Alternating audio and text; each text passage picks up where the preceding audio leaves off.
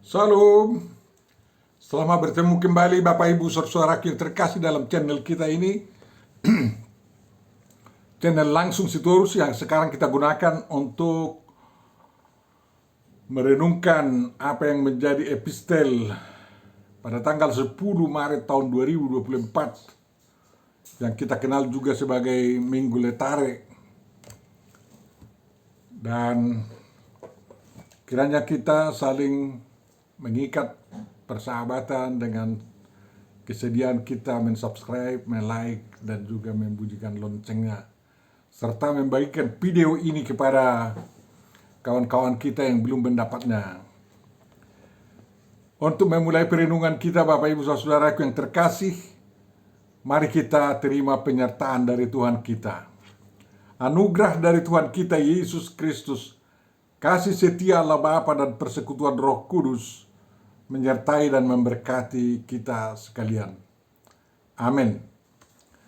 Firman yang akan kita renungkan ditentukan dari Mazmur 107 ayat 17 sampai ayat 22. Mari kita baca apa yang dituliskan pemazmur di sana. Ada orang-orang menjadi sakit oleh sebab kelakuan mereka yang berdosa dan disiksa oleh sebab kesalahan-kesalahan mereka. Mereka muak terhadap segala makanan dan mereka sudah sampai pada pintu gerbang maut. Maka berseru-serulah mereka kepada Tuhan dalam kesesakan mereka, dan diselamatkannya mereka dari kecemasan mereka. Disampaikannya firman-Nya dan disembuhkannya mereka. Diluputkannya mereka dari liang kubur. Biarlah mereka bersyukur kepada Tuhan karena kasih setia-Nya, karena perbuatan-perbuatan yang ajaib terhadap anak-anak manusia. Biarlah mereka mempersembahkan korban syukur dan menceritakan pekerjaan-pekerjaannya dengan sorak-sorai. Demikian firman yang akan kita renungkan Bapak Ibu Saudara.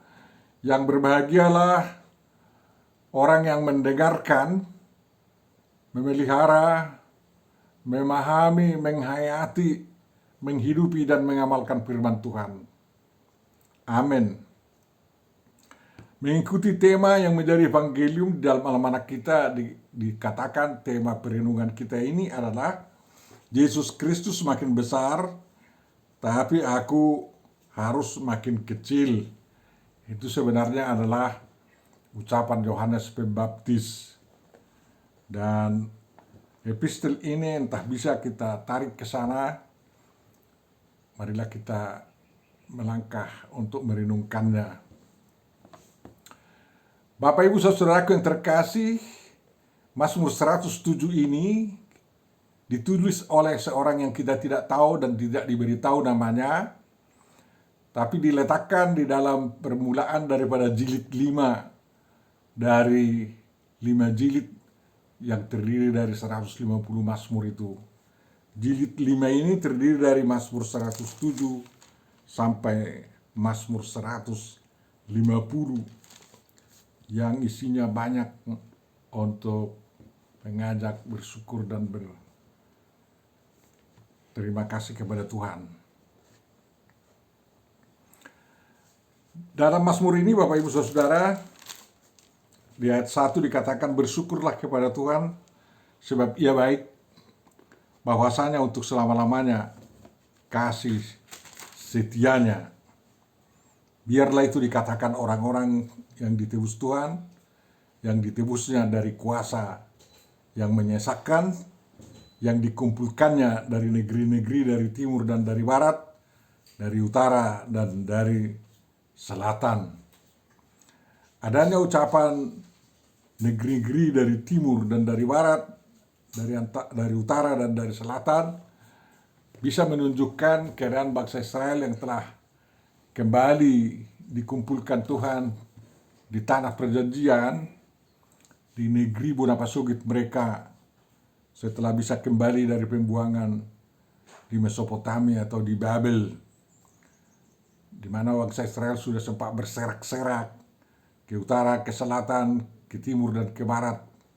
Dan sekarang dikumpulkan untuk hidup bersama dengan rukun dan penuh damai sejahtera dan sukacita, membangun negeri mereka, menyembah Tuhan dan bersyukur kepada Tuhan di tanah Israel yang sangat dicintai mereka. Di dalam Mazmur ini ada 4 macam manusia yang diceritakan oleh pemazmur untuk bersyukur dan berterima kasih kepada Tuhan. Yang pertama, orang yang mengembara di padang belantara dan sesat di sana, tidak tahu jalan pulang ke kota. Lalu Tuhan menunjuk jalan kembali dan mereka bisa lepas dari kesesatan mereka. Dan mereka bisa menempuh jalan yang lurus sampai mereka dapat menemukan tempat kediaman orang atau kediaman rumah mereka. Mereka diajak bersyukur. Kemudian manusia yang kedua adalah orang yang duduk dalam gelap dan kelam, terkurung dalam sengsara dan besi. Ini menunjuk kepada penjara-penjara yang dikenal di setiap negara. Mereka itu memberontak. Bukan hanya memberontak kepada Tuhan, memberontak kepada Allah juga. Dan hidup mereka semakin gelap karena tidak mau mendengar perintah Tuhan, bahkan menista nasihat dari Tuhan yang Maha Tinggi. Lalu mereka dijatuhkan ke dalam kesusahan yang hebat dan tergelincir. Tidak ada yang menolong. Untunglah mereka berseru-seru kembali kepada Tuhan. Lalu Tuhan dengan perbuatan-perbuatan yang ajaib membebaskan mereka. Sehingga pintu-pintu penjara bisa hancur. Mereka bisa keluar dari palang-palang pintu yang menghambat mereka keluar dari kegelapan itu. Mereka diajak bersyukur. Dan yang ketiga adalah manusia, seperti dikatakan dalam perikop kita, orang-orang yang menjadi sakit oleh sebab kelakuan mereka yang berdosa dan tersiksa oleh kesalahan-kesalahan mereka. Mereka hampir jatuh ke alam maut. Tapi syukur mereka berseru-seru kepada Tuhan dalam kesesakan mereka, lalu Tuhan menyelamatkan mereka dan membebaskan mereka dari kecemasan mereka. Lalu orang-orang ini sembuh, mendapat firman Tuhan, dan diluputkan dari liang kubur. Mereka diajak bersyukur kepada Tuhan karena kasih setia Tuhan. Mereka diajak mempersembahkan korban syukur dan juga menceritakan pekerjaan-pekerjaan Tuhan dengan sorak-sorai. Dan orang yang keempat adalah orang yang mengarungi laut dengan kapal-kapal yang melakukan perdagangan lintas samudra. Ya. Mereka melihat pekerjaan-pekerjaan Tuhan di sana tetapi kurang peduli. Lalu datang angin badai dan hendak menenggelamkan mereka. Badai yang tidak mereka atasi sendiri. Tapi syukur mereka bisa kembali kepada Tuhan, ya, memanggil Tuhan dan berseru-seru kepada Tuhan, minta pertolongan Tuhan. Lalu Tuhan mendiamkan badai itu, sebagaimana Tuhan Yesus mendiamkan badai di Danau Galilea juga, ya. Dan bisa mereka kembali bersukacita. Mereka bisa menemukan pelabuhan yang mereka tuju dengan penuh kesukaan. Manusia seperti ini diajak oleh Tuhan untuk bersyukur juga dan memberikan kurban puji-pujian kepada Tuhan. Ya. Dan sebenarnya masih ada lagi jenis manusia yang bisa kita lihat, karena dulu tidak ada pesawat terbang pada zaman pemazmur ini, sehingga tidak ditulis ada orang yang naik pesawat terbang lalu turbulensi hendak menjatuhkan kapal mereka dan semua penumpang pesawat itu kecemasan dan sangat takut bahwa pesawat mereka akan jatuh lalu mereka semua mati. Tapi mereka berseru-seru kepada Tuhan, karena di pesawat ada juga doa-doa yang ditulis untuk dibacakan, didoakan, dan Tuhan menghentikan turbulensi itu. Badai berhenti sehingga pesawat mereka dapat mendarat dengan baik di lapangan terbang yang dituju. Orang-orang seperti ini juga perlu diajak untuk bersyukur, memberikan kurban persembahan kepada Tuhan. Dan selain itu Bapak Ibu Saudara, tidak tanpa menyebutkan jenis orangnya, pemazmur juga mengatakan bahwa Tuhan membuat ada pancaran-pancaran air di tanah gersang, di padang gurun, ya, sehingga tanah yang asin sendiri seperti sekitar laut mati menjadi subur, ya, menjadi subur. Tapi sangat disayangkan mereka jatuh ke dalam dosa seperti orang di Sodom dan Gomora yang hidup di daerah subur di sekitar laut mati itu. Lalu mereka dihukum oleh Tuhan. Maka terjadilah kelaparan, terjadilah kehancuran hasil-hasil pertanian, lalu mereka berseru-seru kepada Tuhan, sehingga Tuhan mengembalikan tanah-tanah itu menjadi subur dan bisa menghasilkan buah-buahan untuk mereka. Dan mereka bisa bertambah banyak lagi, ya. Dan orang-orang atau pimpinan mereka yang sempat dihina oleh karena kesombongan mereka direndahkan lalu dibangkitkan kembali, ya. Dan orang-orang miskin itu dibentengi oleh Tuhan, dibuatnya mereka seperti banyaknya kawanan-kawanan domba dan diberikan sukacita kepada mereka karena mereka berseru-seru kepada Tuhan.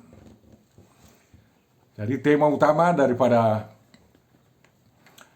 renungan kita pada kali ini sebenarnya adalah ajakan untuk berseru-seru kepada Tuhan, meminta pertolongan kepadanya, sehingga Tuhan bersama kita dapat mengatasi tantangan atau badai-badai yang melanda kehidupan kita. Terutama orang-orang yang sakit, seperti pada waktu terjadinya pandemi COVID-19 yang bisa saja diserang hari ini dan besoknya sudah harus mati.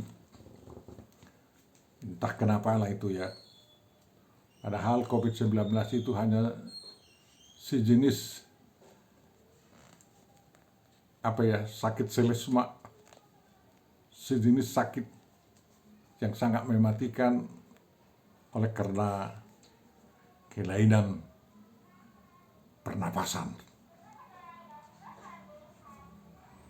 Tapi selain seperti itu banyak juga orang-orang yang sakit, ya, yang oleh karena penyakit mereka, kanker lah itu, ya, yang anemia lah, atau memang udah ada yang sakit ujur tua, ada yang sakit tipus, kolera, disentri, ada yang sakit demam berdarah dan lain-lain. Banyak sekali penyakit yang ada sekarang ini. Memang Tuhan mengatakan tidak ada penyakit yang tidak diberikan obatnya oleh Tuhan. Hanya manusia yang kurang tahu bagaimana menemukan obat-obat tersebut. Tetapi obat yang paling utama adalah apabila setiap orang sakit itu, entah penyakit apapun yang dideritanya, berseru-seru kepada Tuhan di dalam kesesakan mereka. Dan Tuhan Maha Baik, ya. Walaupun si sakit itu tidak bisa lagi makan, asal dimakan sedikit ke mulutnya sudah muntah, ya. dan napasnya sudah satu-satu, hendak dihembuskan terakhir, hampir mati, tapi Tuhan juga berkuasa menolong mereka untuk mengembalikan kesehatan mereka. Entah itu penyakit jiwa, penyakit rohani, penyakit jasmani, Tuhan bisa buang semua itu dari diri seorang manusia yang datang berseru-seru kepadanya. Oleh karena itu Bapak Ibu Saudara, baik sekarang ini juga sama seperti di zaman Tuhan Yesus Kristus juga, tidak dikecewakan orang yang berseru-seru kepada Tuhan kalau dia menderita sakit penyakit yang mungkin dokter sendiri sudah tidak tahu mengatasinya. Banyak pengalaman-pengalaman yang terjadi walaupun sudah stadium 4 dan diponis oleh dokter ya sudah harus mati, namun berkat doa yang sungguh-sungguh dari kita, dia bisa kembali sehat. Penyakit kankernya itu terbuang sendirinya tanpa diketahui dan dia bisa tidur nyenyak dan besoknya minta makan dengan baik. Entah ada penyakit karena dirasuk setan, tapi kalau dia mau berseru-seru kepada Tuhan, setan bisa diusir dari dia, roh jahat itu bisa diusir dari dirinya, dan kemudian dikunci agar tidak bisa kembali lagi kepadanya. Jadi ada kuasa dari Tuhan juga mengunci diri kita agar roh-roh jahat yang bisa menyakiti kita tidak bisa masuk ke dalam diri kita lagi. Juga penyakit-penyakit jiwa yang bisa terjadi kepada orang-orang, mungkin karena depresi dan lain-lain, namun kalau dia datang kepada Tuhan berseru-seru, Tuhan mau menolongnya dan menstabilkan jiwanya lagi, sehingga dia bisa hidup normal. Bagi Tuhan itu tidak sulit, hanya sentuhan hambanya dan doa hambanya bisa menghilangkan semua depresi, menghilangkan semua penyakit jiwa yang dialami oleh manusia. Hanya kemauan kita datang kepada Tuhan. Seruan-seruan kita itu minta pertolongan kepada Tuhan tidak boleh main-main. Dan Tuhan dengan seruan kita mengingat kasih setianya, lalu melakukan perbuatan-perbuatan ajaib terhadap kita, anak-anaknya yang menyeru kepadanya. Balasan kita apabila kita sudah sembuh adalah bersyukur kepada Tuhan, menyampaikan korban syukur kepada Tuhan. Tidak ditentukan besarnya seperti di perjanjian lama, tidak harus 1.000 dan lain-lain. Ya, syukur kita adalah hati kita, diri kita, kata-kata kita. Sehingga pemazmur mengatakan, orang sakit yang disembuhkan diharapkan bisa bersyukur dengan menceritakan pekerjaan-pekerjaan Tuhan yang telah dialaminya. Artinya dia harus mau menjadi saksi-saksi Tuhan, saksi Kristus yang memberikan kesembuhan kepadanya, sehingga pemberitaan Injil dapat dilanjutkan dan semakin banyak orang yang selamat oleh karena pemberitaannya. Itulah persembahan yang paling agung di hadapan Tuhan, apabila kita dapat membawa beberapa orang atau sebanyak mungkin orang menyembah Tuhan, mengikuti Tuhan, dan menjadi pengikut Yesus Kristus yang setia. Tuhan memberkati kita dalam perjuangan itu, karena dengan demikian kita sudah menunaikan tugas perintah yang disampaikan oleh Tuhan Yesus kepada kita. Ya, apabila kita membawa orang kepadanya, menjadi pengikut Yesus, bahwa kita sudah memberitakan Injil kepada bangsa-bangsa dan mengajar mereka untuk melakukan apa yang dikehendaki Tuhan dan meneguhkan mereka untuk tidak takut menjalani kehidupan ini, serta berani melawan segala jenis penyakit yang bisa melanda kehidupannya. Tuhan menyertai kita dan memberkati kita. Terima kasih Tuhan atas penyertaan-Mu dan kesediaan-Mu menyembuhkan orang-orang yang sakit yang datang berseru kepada-Mu. Kiranya sembuhkanlah orang-orang percaya yang sedang mengalami sakit penyakit sekarang ini, baik penyakit jiwa, penyakit rohani, maupun penyakit jasmani sebagaimanapun parahnya. Hanya sekali saja firman-Mu berkata, sembuhlah, pasti kami yang sakit akan sembuh. Oleh karena itu Tuhan, kiranya berikanlah kesembuhan itu. Dan berikan juga hati kepada kami untuk mau bersyukur kepadamu. Menyampaikan korban syukur kami, persembahan-persembahan kami, terutama memakai lidah kami untuk menjadi pemberita Injil yang membawa orang menjadi pengikut-Mu yang setia. Terima kasih Tuhan, Engkau lindungilah bangsa kami sehingga bisa menyelesaikan tugas Pilpres pemilu dengan sangat baik dan sangat aman. Bangsa kami dapat saling mengasihi oleh karena kasih-Mu yang mereka rasakan. Terima kasih Bapa, sempurnakan doa kami. Kami berdoa dan kabulkanlah itu dalam Yesus Kristus, Tuhan dan Juru Selamat kami. Amin.